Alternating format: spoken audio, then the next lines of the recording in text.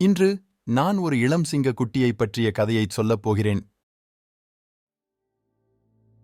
ஆப்பிரிக்க வனாந்தரத்தில் லியோ என்ற இளம் சிங்கக் குட்டி வசித்து வந்தது. ஒரு தலைவரின் இதயம் இருந்தபோதிலும் அதன் சிறிய அளவு அதை சந்தேகிக்க வைத்தது. ஒவ்வொரு நாளும் லியோ தனது தலைவர்களை கவனித்தது. அவர்கள் தங்கள் சக விலங்குகளை வலிமையுடனும் ஞானத்துடனும் வழிநடத்தியது போல தானும் வழிநடத்த வேண்டும் என்று ஆசை. ஆனால் உள் சிந்தனைகள் அதை முன்னேற விடாமல் தடுத்தது. லியோ பதில்களை கண்டுபிடிக்க அனுபவம் வாய்ந்த மூப்பரான ரஃபிகியை அணுகியது. ரஃபிகி அன்பான புன்னகையுடன், உண்மையான தலைமை என்பது உடல் அளவு பற்றியது அல்ல, மாறாக தைரியம், இரக்கம் மற்றும் உறுதிப்பாட்டின் நல்லொழுக்கங்களை கொண்டிருப்பது என்று விளக்கியது.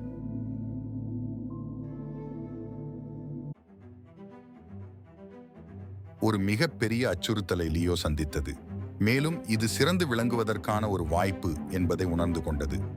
தனது இதயம் அதிகமாக துடித்த போதிலும் தைரியமாக முன்னேறியது. தனது பாதையில் உள்ள எந்த தடைகளையும் எதிர்கொள்ள தயாராக இருந்தது.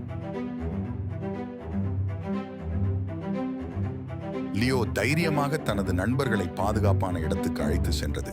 தனது விதிவிலக்கான தலைமைத்துவ திறன்களை வெளிப்படுத்தியது. சூரியன் அஸ்தமிக்கும் போது லியோ ஆழ்ந்த திருப்தியுடனும் நம்பிக்கையுடனும் உயரமாகவும் பெருமையுடனும் நின்றது. அச்சமின்றி முன்னிலை வகித்த இளம் குட்டியான லியோ சிங்கத்தின் கதை முடிவுக்கு வந்துள்ளது.